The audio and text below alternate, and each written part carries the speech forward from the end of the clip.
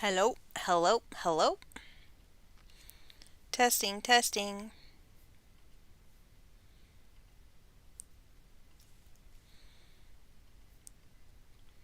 Nicole, good evening. Durzo, how? Bleh. I apparently don't know how to say how are you and hello at the same time. Gwen, hello. Autumn Black Mill, how are you? What percent is my battery? Wait, are you talking to me? Are you talking about my personal social battery? Because 0% usually. Are you talking about the computer battery? It's at 85 and I unplugged it 16 minutes ago. So, I do have a new laptop. It arrived a few days ago. I have not done the transfer yet because of reasons. It's hot here. We're tired. All right, guys, we only have three races tonight. This thing's a little bit strung out to have three races over this amount of time. The reason is because I, one, didn't want to feel rushed, but two, also didn't feel like starting on the 35. That seemed complicated, and I was tired. So we're going to go to Louisville for the Louisville Classic, the $500,000 Grade 1. And this field is aces. I'm like super excited about this field. I didn't see any of these fields until a couple hours ago, and I was loving this one. On the fence for Elaine Sarah is Nostradamus, the son of Gallifrey, was a $1.7 million stored-bred purchase. He is coming off a win in the Argentinian Vaz with a 90 speed figure. Number two, Stranger of Paradise for Danny Derby. This is a son of Champion who's been a very good sire, and I'm very fond of him. Just 2 for 15 lifetime. His last victory, though, was a grade 1 about a year and a half ago. Number three is the Mighty Anubis for Gavin Gile. The son of Mr. Wonderful is 8 for 14 lifetime. He won the Pegasus Classic by a neck earlier this year. Last year won the Midsummer Classic. He's coming off a win in the Crusader Stakes with a 100 speed figure. Number four is Sa Diablo, one of those horses for Emily Mitchell that could be any type if Emily would sit down and play the game. The son of Mace is out of the Great Mare Panther Guard. 3 for 9 lifetime. He's coming off a win in the Baltimore Special. Before that, he was fourth in the Arcadia Million, but that was his first start in 6 months. Number five, Revengeful Saint for Xander Zone. The Lee Carabred son of Best Revenge is 3 for 13. He was ninth in the Grade 2 Swifty Stakes last out. He won 2 in a row at the end of last year. Number six, The Skyline for Jonathan Fisher. Carl Smythe bred this son of Flightline, who's 4 for 20. He was third in a $100,000 claiming race last out. Number seven, the other favorite in here, and that is Pegasus for Laura Ferguson. The son of Strange the Dreamer is 7 for 12. He's earned $4 million. 2 starts ago, he beat Anubis by a neck in the Saudi Cup. That was after missing by a half length in the Pegasus. Came back to run second by a neck to Sa Diablo in the Baltimore Special. So obviously, this group very well matched. Rounding out the field is the horse that I keep thinking won the Stewards Cup Classic last year, and that is All the King's Men for Louise Bayou. I'm absolutely obsessed with the son of Mr. Wonderful, who's out of Beaming Away. 11 for 19. He did run in the Stewards Cup Classic last year. He finished 7th, but for some reason I have it in my head that he won, and he didn't win, but he did win the Inglewood Gold Cup and American Maturity, so I just think he also won the Stewards Cup Classic. I don't really have an excuse. He lost his first race of the year, which was very disappointing, but he came back to win the Boston Handicap last out with a 95. That is your field for the Louisville Classic. Did you guys bet on it? Because this race is a baller race. It's good.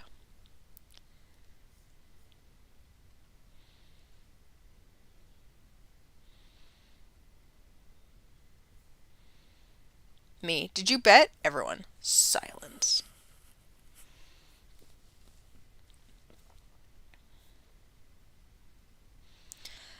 Nobody wants to admit if they bet or not, 'cause they probably didn't. Autumn, you're the best. Alright, guys, it's post time for the first race of the night, the Grade 1 Louisville Classic, which is our version of the Stephen Foster, which takes place on June 29th this year. Weirdly enough, tonight is the Long Island Classic. Tomorrow is the real life version of that race, the Belmont Stakes. I love it when it coincides. They're in the gate. They're off in the Louisville Classic. A good beginning for all, and Pegasus is going to show the way. He goes out to lead them. Anubis flashing his speed, and then all the King's men on the outside. The Skyline and Saw Diablo, maybe one step slow for that one. Nostradamus on the rail. Stranger of Paradise and Revengeful Saint is at the back of the field. And it is Pegasus and Anubis. They're right together, leading all the King's men who strung out 3 wide. Then comes the Skyline sitting in 4th by himself, and Saw Diablo is in 5th. 3 lengths back to the rest, Stranger of Paradise, Nostradamus, and Revengeful Saint. They've got 6 furlongs left to run in the Louisville Classic, and the pace is brisk as Pegasus and Anubis go dueling. All the King's men still hung out 3 wide, the Skyline and Saw Diablo, Stranger of Paradise, Nostradamus, and then Revengeful Saint, and they've come to the half-mile pole with Pegasus leading. Here comes Saw Diablo. He's put in his bid, and he's up into 2nd now. Anubis counters, and they're kicking away from all the King's men. Then the Skyline, Stranger of Paradise, Nostradamus, and Revengeful Saint. 3/16 to go, and Saw Diablo has opened up, and he runs away. How good is Saw Diablo? He's making a mockery of Pegasus and Anubis and all the King's men. Saw Diablo will cruise by 3 in the Louisville Classic. Pegasus 2nd, Anubis 3rd, all the King's men was 4th.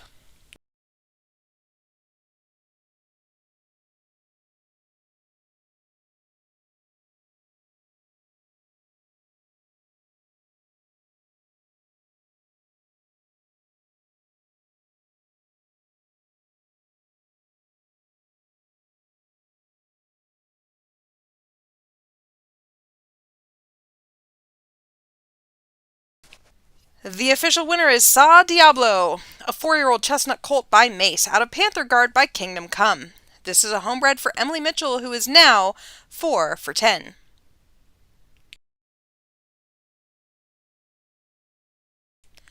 Next up we have the Long Island Acorn, the first of the 2 races in New York tonight, and it is raining. The track is muddy. We have a field of 10. Give me 1 second to text someone back, and then I will get right to it.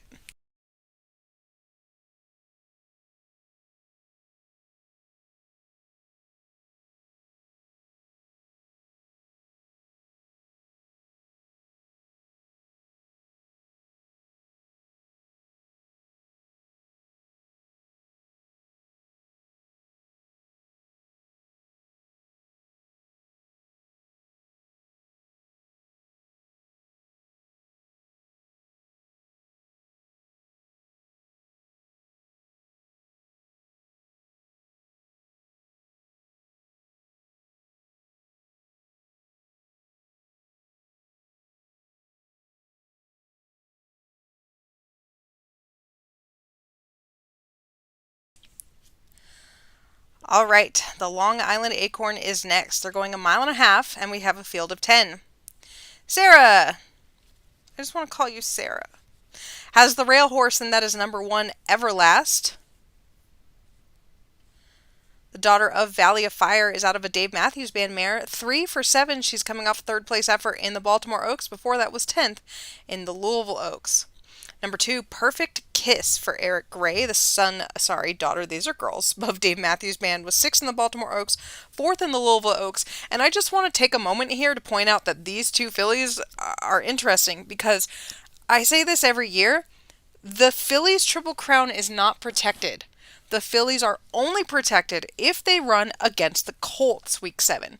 So the fact that these horses ran in back-to-back weeks and did well, like Everlast went on and ran 3rd, is a testament to how good they are, because they did not get a break for their tiredness or anything like that. So anyway, Perfect Kiss ran against the boys in 2 Louisville Derby preps. I'm having some drama in a text window on the other side with my family, so sorry about that. And it ran 2nd to boys both of those times, so now she's back in against the girls and bred to go a distance. Number 3, Spirited Away for Danny Derby, 4 for 5 lifetime, ran against the boys in the Louisville Derby, finished 12th, but before that, won the Stewards Cup Juvenile Fillies and a Derby prep. Number 4, Dream Dark for Ash Terracin.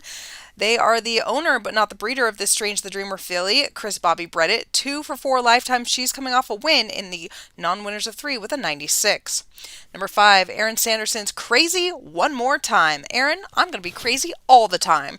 The daughter of War Like Me is 3 for 6 with 2 seconds, coming off 2 straight wins, including that Baltimore Oaks. Number 6 is Ash's second horse, and that is Devil Wears Prada. The daughter of Carazon is 2 for 4, coming off a win in the Grade 1 Little Lamb Stakes. That is the local prep for this race.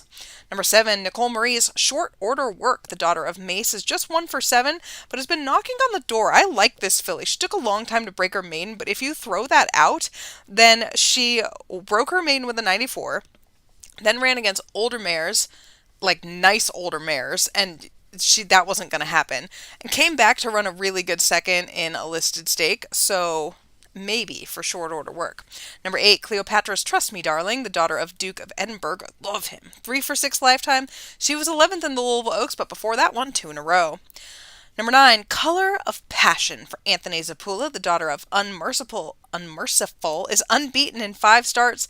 She won a Grade 1 race, the Glory Stakes, in Week 5, and then, instead of running Week 7, Anthony dropped her in a barrier trial with actual other horses, and she won it. Rounding out the field is number 10, Aeons of Sorrow for Eric Nalbone, a stewardbred who only cost $300,000. How did Eric buy a horse for $300,000, or was this a pinhook? I don't want to click on things. So 3 for 5 lifetime, 3rd in the Stewards Cup Juvenile Fillies, 1st in the Gontaron, 2nd beaten just a length in the Louisville Oaks. That's your field. For the Long Island Acorn, 2 minutes to post.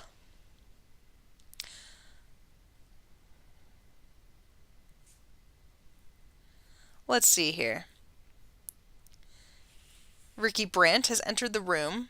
Darcy is talking about how Larkspur wants it dry. We'll be getting to that shortly. Thank you, Durzo, for looking it up for me. I appreciate you.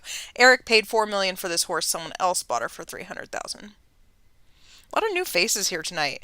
Joe Hardy, Johnny Victor, Raoul Powers, Ricky Brandt. None of these people have silks. Hey, Johnny Victor's ordered. Oh, Johnny Victor has ordered silks. Okay. The update. Got it. We got your update. Okay. Nicole Marie giving reasoning as to why her horse is in here.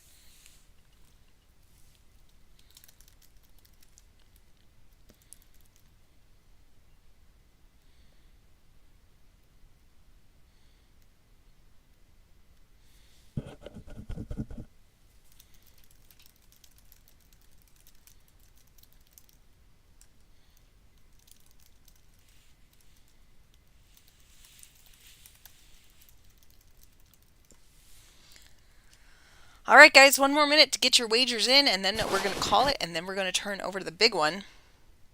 Entry clerk knows all. Well, he didn't know all when he didn't know how to update this person's silks order, did he?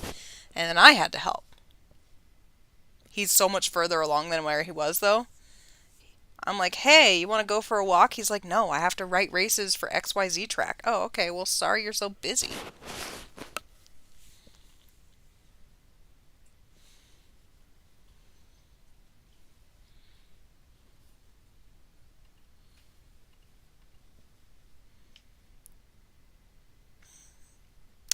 All right, guys, let's go ahead and call this race.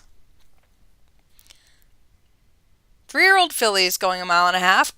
Hold on. In the Long Island Acorn, $750,000 on the line. A field of 10 set to go.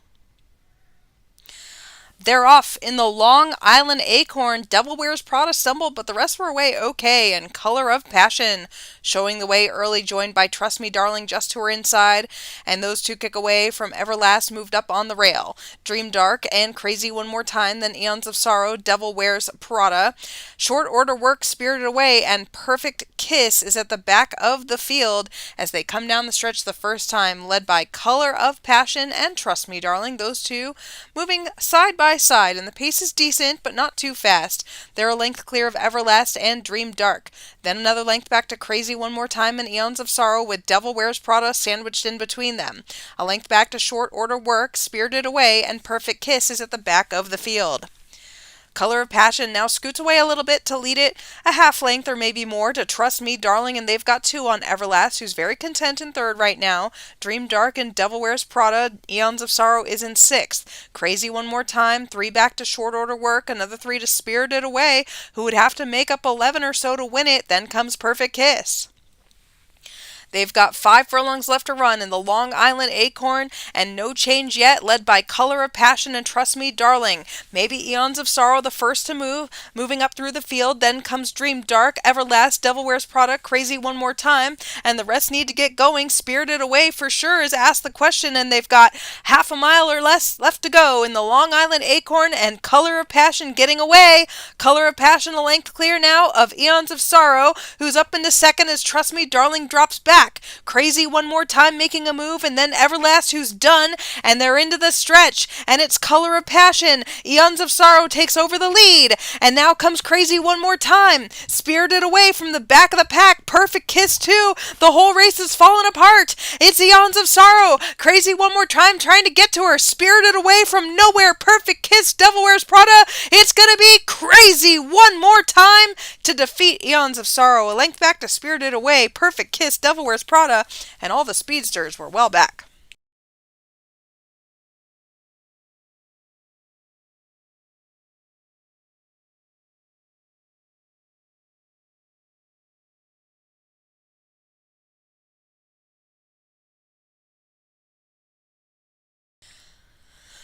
The official winner is Crazy One More Time. She's a 3-year-old bay filly by War Like Me out of Secondhand Heart by Delirium. This is a homebred for Aaron Sanderson, who's now 4 for 7 lifetime.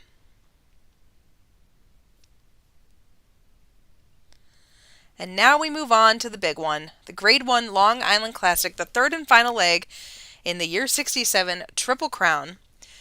And I know we keep talking about how it's been 17 sim years since a horse went for the Triple Crown. But what does that mean? So I looked it up right before the show. That means that the last time a horse even tried for the Triple Crown in the sim was 2018. Guys, we didn't even know what COVID was then. Like, that was so far away. I just thought that was nuts. Nicole, you probably weren't even born yet at that point. Just kidding. Alright, guys, we have a field of 9. And we start out with Laura Ferguson's Morpheus. Now, Laura Ferguson, I think, started this year with maybe the best crop of 3-year-olds she's had in a decade. And that's saying something because she's won a Derby somewhat recently. And if I'd had to guess between all of hers, this isn't the one I would have guessed. But he was second beaten just a neck in the SoCal Derby. And then he won the Chilean Premier Cup with a 96. He's bred to love the distance. He's 3 for 6 lifetime. This is not a terrible move by Laura Ferguson. This guy Morpheus won that Artillery Stakes week 16 of last year with a 95. And that race is usually a very good indicator of a horse who wants to go this mile and a half. Number 2 for Andrew Chillen, Knuff. Are you Knuff? The son of Napoleon is out of World, Enough, and Time. This is a $9.7 million purchase. Just 1 for 6 lifetime, broke his maiden with a 90. Since then, he's been bouncing around against some really tough company. He stretched out to the 1.25 miles in an allowance race and finished 6th, but he's obviously better than that. Dropped him into a barrier trial against one of those Laura horses, and that was Monarch. I might be making that up, but I'm looking really quick because I think I'm right. Yeah, an older horse. Lost to him. So this distance and this pedigree, let's see what Knuff can do. Number 3 is the poor horse who finished second in the Louisville Derby and second in the Baltimore Crown, and that is Larkspur for Darcy McBride. A $4 million son of prime time out of Kingdom Come Mare.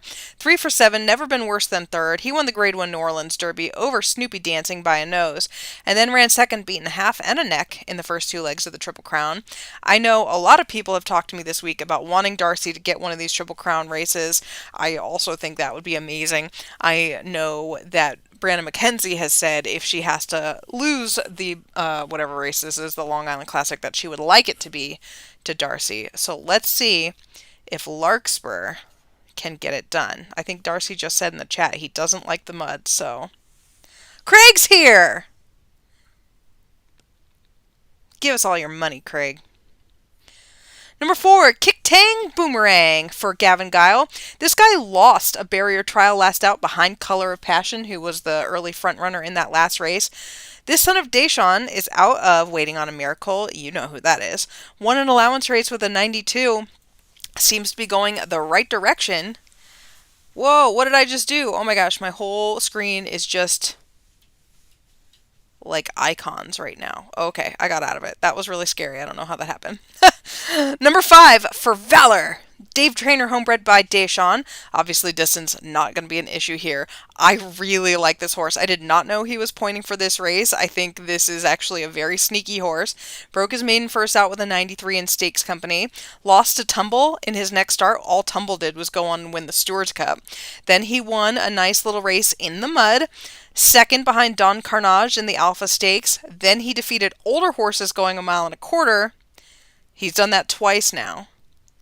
Very interesting move, I think, on For Valor. Number 6, Hectic Life for John Exet. This is a Chris Bobby bred by Primetime out of a mare that I really like named See Here Now. 5th in the SoCal Derby, has not run since week 4, but did have a workout week 6. So obviously this was the plan all along. 2 for 5, has run a 96. Number 7 is your horse that's trying the Triple Crown, and that is Eddystone for Brianna McKenzie. The son of Best Revenge is out of a James Dean mare. Can Best Revenge sire a horse that wins going a mile and a half in big company?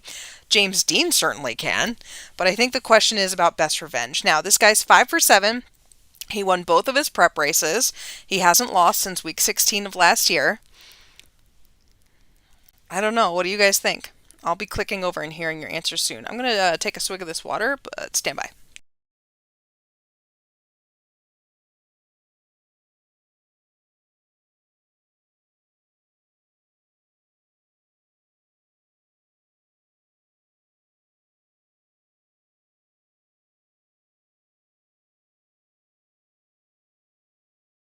All right, next up we have Don Carnage for Yulene Sarah.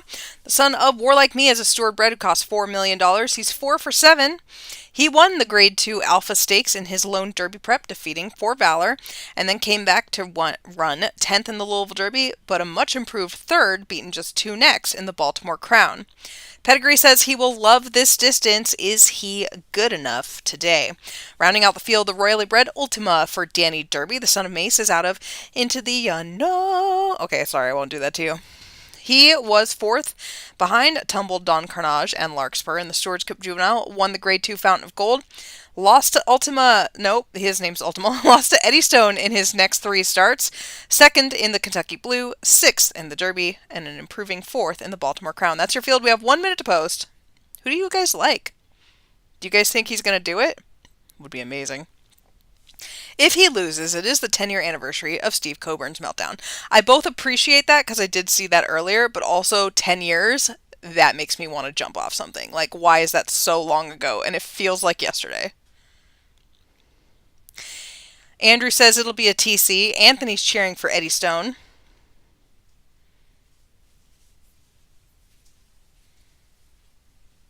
Darcy says she wants to see Bree win the Triple Crown, but she wants Larkspur to win. I mean, that's, that would make sense. I'm assuming she's not like, don't let my horse win. My horse is terrible. Craig's out here trying to ruin things. Entry clerk, who do you think's going to win? I hope Eddystone. He says, I hope Eddystone. I don't know if you guys can hear him.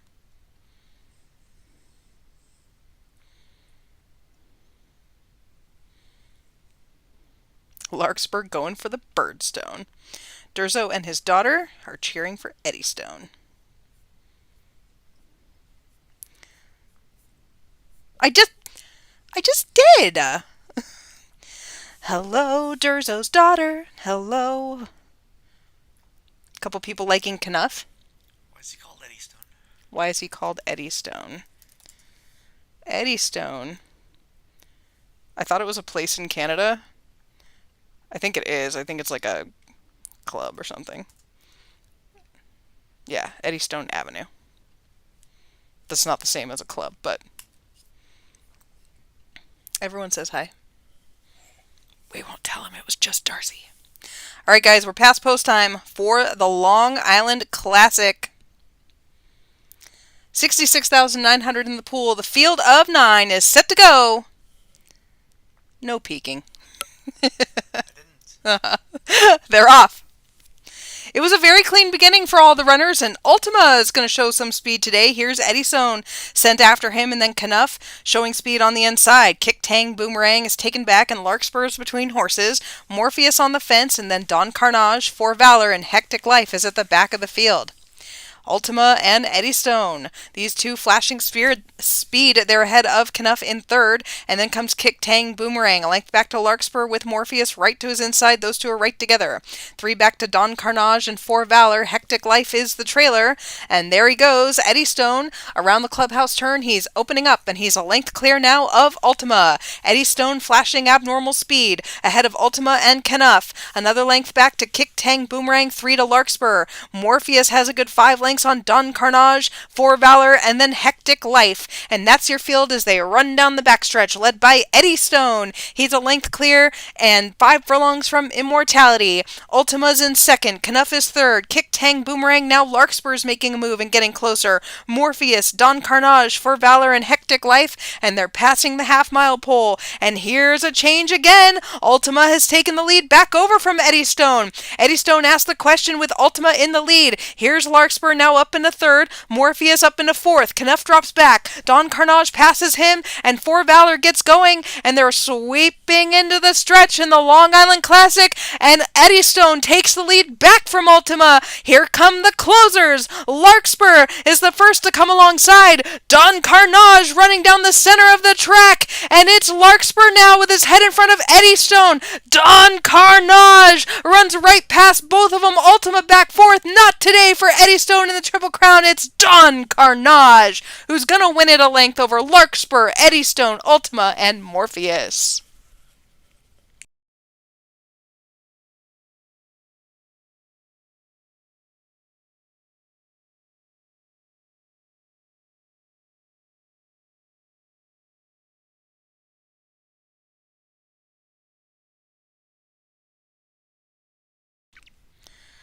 The official winner is Don Carnage. He's a 3-year-old bay colt by Warlike Me, out of Amor, not to be confused with Armor, by James Dean.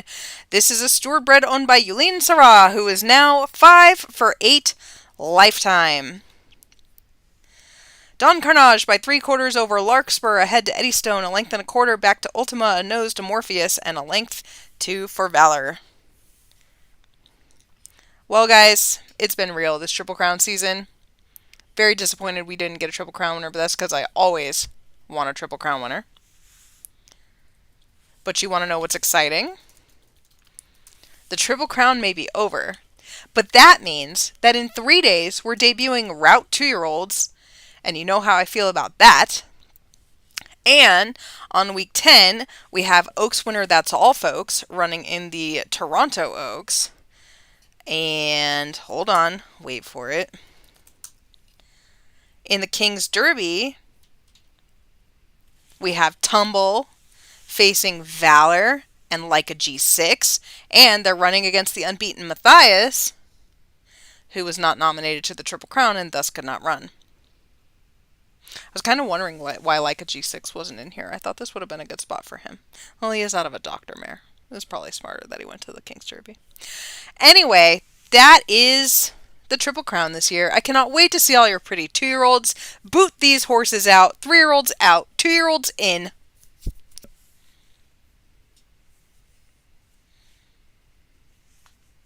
The Curse of Craig is alive and well. He loves the mud and he had 1.5 rating like that. Couldn't lose, Sarah. That's not real. She could have lost, but she didn't. Plus this race next week. Let's see what it is. The Grand Victory Stakes with Zed Leplin. I love Zed Leplin. Oh, that's a nice little race. Alright, guys. We need to go pull ice packs off of cats now. It's 110 outside. And it's time to put the ice packs back in the freezer. Goodbye, farewell, it was a Triple Crown.